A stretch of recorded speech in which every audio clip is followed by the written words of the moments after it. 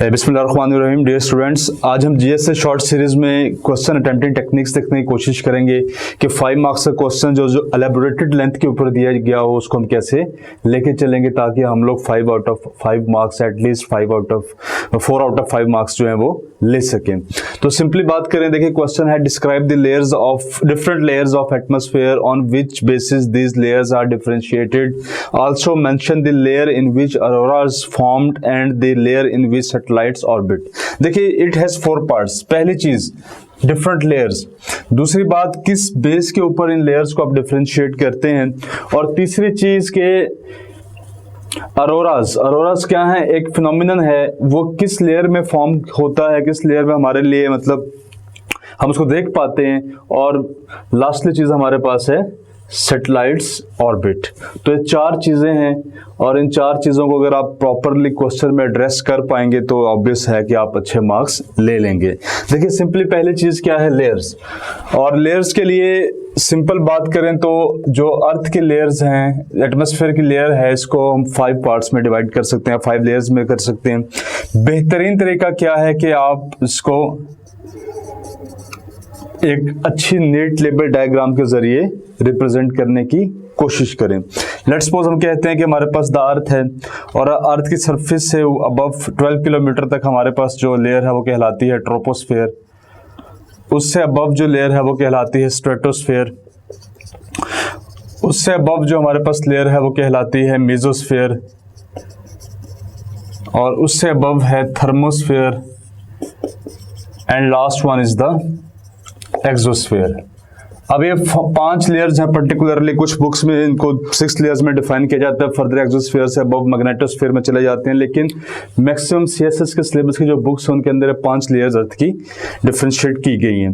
अब देखिए पहली क्लासिफिकेशन की अगर बात करें कि किस बेस के ऊपर डिफरेंशिएट की जाती हैं, तो सबसे इंपॉर्टेंट चीज है टेम्परेचर, कि जो टेम्परेचर और डिस्टेंस का आपस में रिलेशन है उस बेस के ऊपर आप इसको डिफरेंशिएट करते हैं। सिंपली बात करें कि 0 to 12 किलोमीटर हमारे पास जो लेयर होगी पहली वो क्या कहलाएगी, ट्रोपोस्फेयर, वो लेयर जिसमें हम और आप एग्जिस्ट करते हैं। फिर 12 से 50 किलोमीटर तक हमारे पास सेकंड लेयर है स्ट्रेटोस्फेयर, जिसमें ओजोन एग्जिस्ट करती है। फिर 50 to 80 किलोमीटर हमारे पास है mesosphere, and then 80 to 160 kilometre तक हम अज्यूम करते हैं कि इट इज थर्मोस्फेयर, और उससे अबव जितनी भी लेयर्स हैं, जितनी भी हमारे पास चीजें मौजूद हैं वो कहाँ लाई करती हैं, सब एक्सोस्फेयर में।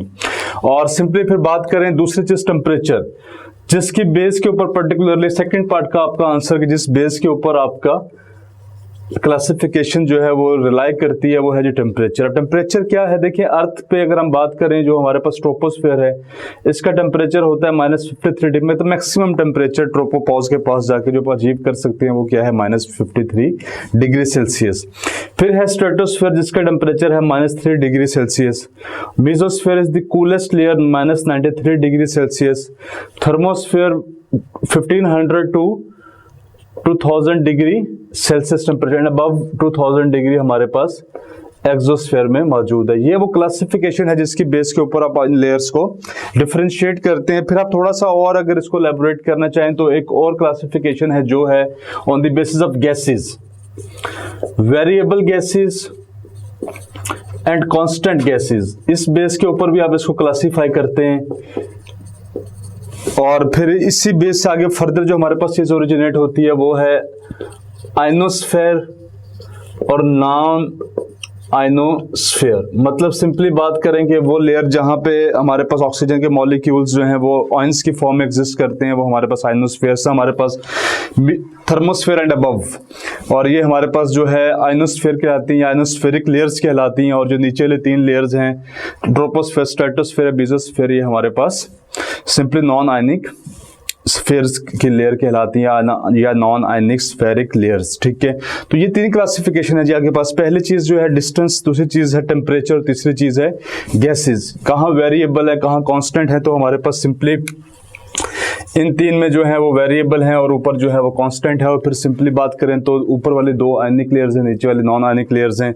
ये वो तमाम बेसिस हैं जिसकी बेस के ऊपर, लेकिन देखिए उसने कहा है बेसिस, तो आप मतलब एक कोई बेस आप फर्दर करना चाहें तो उनको सिंपली 2-3 बेसिस को एक ही डायग्राम में, इसी डायग्राम के अंदर आप इन तमाम बेसिस को भी, इन तमाम लेयर्स को भी डिफाइन कर सकते हैं। और आपको देखिए एक डायग्राम के जरिए आपके दो पार्ट्स जो हैं वो बड़े एक्सक्लूसिवली कवर हो गए। बाकी आप 1 लाइनर 2 लाइनर्स देके इसको सिंपली 2-3 आप कह लें कि अगर आप लेयर्स का नाम लिखना चाहें वो लिख दें यहाँ पे कि 5 लेयर्स हैं, 5 लेयर्स कौन कौन सी हैं, फिर आप डिफरेंशिएशन की जो डिफरेंशिएट करने के जो फैक्टर्स हैं उनको मतलब बुलेट्स में लिख दें, तो ये इनफ है। मेरे ख्याल में ये डायग्राम बनाने के बाद जो है आपको बहुत ज़्यादा एक्सक्लूसिव या मतलब एक्सप्लेन करने की उसको ज़रूरत नहीं है, ठीक है।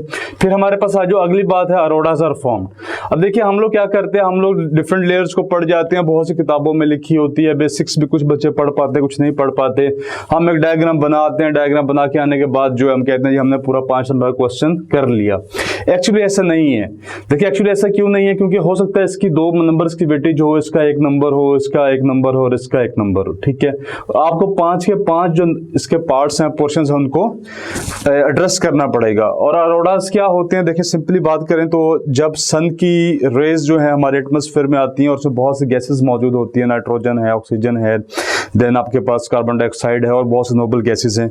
जब उनसे रिएक्ट करती है, बहुत डिफरेंट गैसेस जो है हाई एल्टीट्यूड में मौजूद होती हैं, जब उनसे रिएक्ट करती है तो वो क्या करती है, एक लाइट स्पेक्ट्रम प्रोड्यूस करती है, खूबसूरत जो है light spectrum, just like rainbow में खैर बहुत से कलर्स होते हैं, उसमें ज़्यादा कलर्स नहीं होते, लेकिन एक लाइटनिंग इफेक्ट प्रोड्यूस करती है सनलाइट, और वो चीज़ हमारे पास क्या कहलाती है, अरोरास, ठीक है। अब अरोरास जो है जाहिर है बहुत से बुक्स में अवेलेबल नहीं। ये चीज़ वो है जहाँ पे आपको एक्सटेंसिव रीडिंग आपके काम आ सकती है, आप इधर उधर चीज़ें पढ़ते हैं और उनको फिर आप अपने पेपर में एक कंबाइन करने की कोशिश करते हैं और वो आपको अच्छे नंबर्स दे सकती है। अब अरोरास के बारे में आपको पता है जी कि अरोरा जो है वो नॉर्मली जो थर्मोस्फेयर है, थर्मोस्फेयर के अंदर जो है ये फिनोमिनन अकर होता है, और ये सन की लाइट का जो है, सन लाइट का रिएक्शन होने की वजह से, टकराने की वजह से, स्ट्राइक होने की वजह से विद गैसेस जो कि हमारी ऑक्सीजन वगैरह है या बाकी डिफरेंट गैसेस हैं जो हमारे एटमॉस्फेयर में प्रेजेंट होती हैं, उनसे टकराने के बाद जो एक लाइटिंग इफेक्ट प्रोड्यूस करती है वो अरोरा। और थर्मोस्फेयर वो लेयर है जहाँ पे, अब उसके बाद उसने कहा कि जी थर्मोस्फेयर वो लेयर जहाँ पे फॉर्म होता है, फिर इन विच लेयर सैटेलाइट्स ऑर्बिट, चौथा पार्ट जी, ये तो हो गया जी थर्मोस्फेयर जहां पे ये अकर हो रहे हैं। इसके बाद उसने कहा कि वो कौन सी लेयर है जहां पे सैटेलाइट्स ऑर्बिट करती हैं। तो सैटेलाइट्स के ऑर्बिट करने के लिए थर्मोस्फेयर, बहुत से बुक्स में थर्मोस्फेयर के बारे में जिक्र किया गया कि थर्मोस्फेयर है, और बहुत से बुक्स में कहीं कहा गया कि एक्सोस्फेयर के अंदर जो है वो सैटेलाइट्स मूव करती हैं। लेकिन जो मतलब ज़्यादा ऑथेंटिक चीज़ है वो क्या है, थर्मोस्फेयर। बहुत से सैटेलाइट्स जो हैं थर्मोस्फेयर में हमारे मूव करती हैं। मूव करने की थर्मोस्फेयर में बहुत सी वजूहत हैं। एक वजह ये होती है कि स्पैन ऑफ साइट, कि जितनी चीज़ हाइट पे होगी उतनी वो ज़्यादा उसका विजिबिलिटी का स्पैन ज़्यादा होगा। मतलब कि अगर यहाँ पे सैटेलाइट्स हैं तो हो सकता है 24 सैटेलाइट्स इनफ हम पूरी अर्थ को कवर करने के लिए, लेकिन अगर यही सैटेलाइट्स ट्रोपोस्फेयर में हो तो ऑब्वियस है कि आपको मतलब कई हंड्रेड्स ऑफ सैटेलाइट्स जो हैं वो रिक्वायर्ड होंगी पूरी अर्थ को कवर करने के लिए। तो ये क्वेश्चन था, देखिए एक क्वेश्चन था, लेकिन इसमें डिफरेंट पार्ट्स थे। फ्लॉ कहाँ पे आता है क्वेश्चन सॉल्व करने में, कि हम लोग एक चीज़ पे फोकस, हमने पढ़ा होता है सिर्फ डिफरेंट लेयर्स ऑफ एटमॉस्फेयर, और हम आंखें बंद करके लिखना शुरू कर देते हैं, 2, 2.5, 3 सफ़े लिखे। लेकिन एक्चुअली हमने क्या किया, सिर्फ 2 नंबर के लिए फाइट किया। अगर 2 मार्क्स के लिए हम फाइट कर रहे हैं, बाकी जो 3 मार्क्स का क्वेश्चन है उसको हम लोग इंटेंशनली इग्नोर कर रहे हैं, ठीक है। तो आपने कोशिश करनी है कि एक तो पूरे क्वेश्चन को एड्रेस करें। चलिए आपको नहीं पता अरोरास का, आप नहीं पता, आप उसको छोड़ सकते हैं, जाहिर है आप हर चीज़ नहीं पता होती, लेकिन कोशिश करनी चाहिए फिर भी जब आप एक्सटेंसिव रीडिंग कर रहे हो तो इन चीज़ों को साथ साथ लेके चलें। और बाकी लेकिन जो चीज़ें आपको गिवन है, जो पता है आपको, आप उसको फिर उसके बाद है पहली चीज़ क्वेश्चन को पूरा एड्रेस करना और फिर उसको रिप्रेजेंट करना। रिप्रेजेंट करने का जीएसए में बेहतरीन तरीका ये होता है कि आप उसकी कोई ना कोई डायग्राम बनाएं, कोई छोटे से स्केचिंग करें, और स्केचिंग ऐसी होनी चाहिए जो सेल्फ एक्सप्लेनेटरी हो, मतलब उसमें तमाम चीज़ें जो हैं वो बुलेट्स में छोटे छोटे पॉइंट्स में डिस्कस कर दी गई हो, ताकि एग्जामिनर को उससे सारा आइडिया जो है वो मिल जाए, और आइडिया मिलने के बाद उसको फर्दर एक्सप्लेनेशन में जाने की ज़रूरत ना पड़े। लेकिन इस चीज़ का जो एक ट्रिक है या हिंट है कि ये डायग्राम तभी अच्छी एक्सटेंसिव लेबोरेटेड बन सकती है जब आपके जहन में एक बहुत ही क्लियर कॉन्सेप्ट जो है वो एटमॉस्फेयर का मौजूद है। अदरवाइज अगर आप एटमॉस्फेयर कॉन्सेप्ट के बारे में क्लियर नहीं है तो इस तरह की डायग्राम बना के और ऐसे डायग्राम डायग्राम जिसमें आप फैक्ट्स एंड फिगर को डिस्टॉर्ट कर दें, आप जो यूनिवर्सल फिनोमिनन है उनको डिस्टॉर्ट कर दें, वो आपके लिए उल्टा एक सुसाइडल अटेम्प्ट हो सकती है। Thank you very much.